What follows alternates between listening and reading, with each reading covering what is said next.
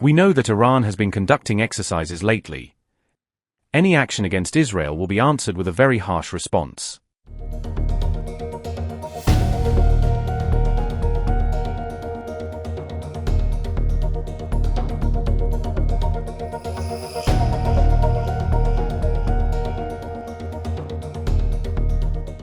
Israel's Prime Minister Benjamin Netanyahu has dropped what appears to be a third, increasingly pointed hint that a fresh and potentially wider conflict with Iran could be on the horizon.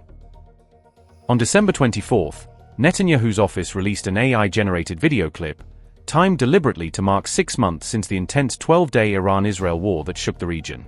In the short clip, Netanyahu appears seated inside the cockpit of a US B-2 stealth bomber alongside US President Donald Trump, symbolically placing both leaders at the heart of a potential future strike scenario.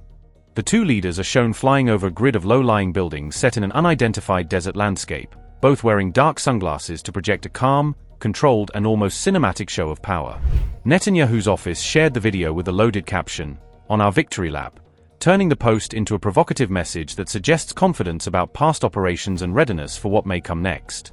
This imagery is no coincidence, as US B-2 bombers were used to hit key Iranian nuclear-related sites during Israel's war with Tehran, making the bomber a potent symbol of deep strike capability against Iran's strategic assets. The 12-day Iran-Israel war, marked by missile exchanges and high-risk strikes, was finally halted on June 24 after Washington stepped in and ordered a truce that froze direct hostilities, at least on the surface.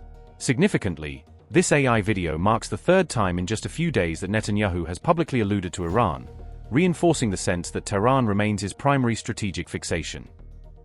On December 24, Netanyahu said that Israel was simultaneously dealing with multiple security issues, pointedly highlighting Iran among them to underline that the Islamic Republic tops his list of concerns. Just 2 days earlier, on December 22, the Israeli Prime Minister publicly vowed that any hostile move by Iran would be met with what he called a harsh response, signaling a willingness to escalate militarily.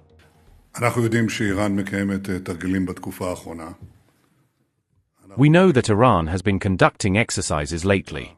We are following it and we are making the required preparation. Here, I would like to make it very clear to Iran, any action against Israel will be answered with a very harsh response.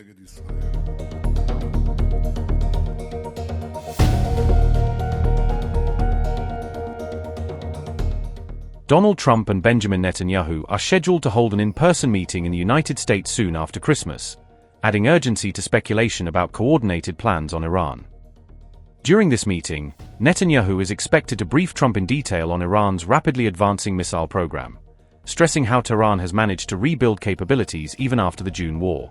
Netanyahu will reportedly argue that Iran's growing arsenal of long-range missiles poses an intolerable threat to Israel and the wider region, potentially laying political groundwork for another offensive. According to US media reports, Netanyahu plans to base his case on the claim that Iran's actions are destabilizing and threaten peace across the entire Middle East, not just Israel's immediate security. In addition, Netanyahu is expected to present Trump with a menu of options for how the United States could either directly join or indirectly assist Israel in any new military operations against Iran. Israel's renewed push against Iran comes at a time when its own military has quietly admitted that strikes during the June war inflicted less damage on Iran's missile infrastructure than originally claimed. Israeli intelligence assessments now concede that the damage to Iran's ballistic missile program was less severe than expected, meaning Tehran's capabilities bounced back far more quickly than planned. Reports say Iran's ballistic missile arsenal today stands at roughly the same level as it did on the eve of war, with around 2,000 heavy missiles still operational and ready for use. Despite the 12-day conflict and repeated airstrikes, Iran is still believed to field about 2,000 heavy ballistic missiles, underscoring why Israeli leaders remain deeply anxious about Tehran's firepower.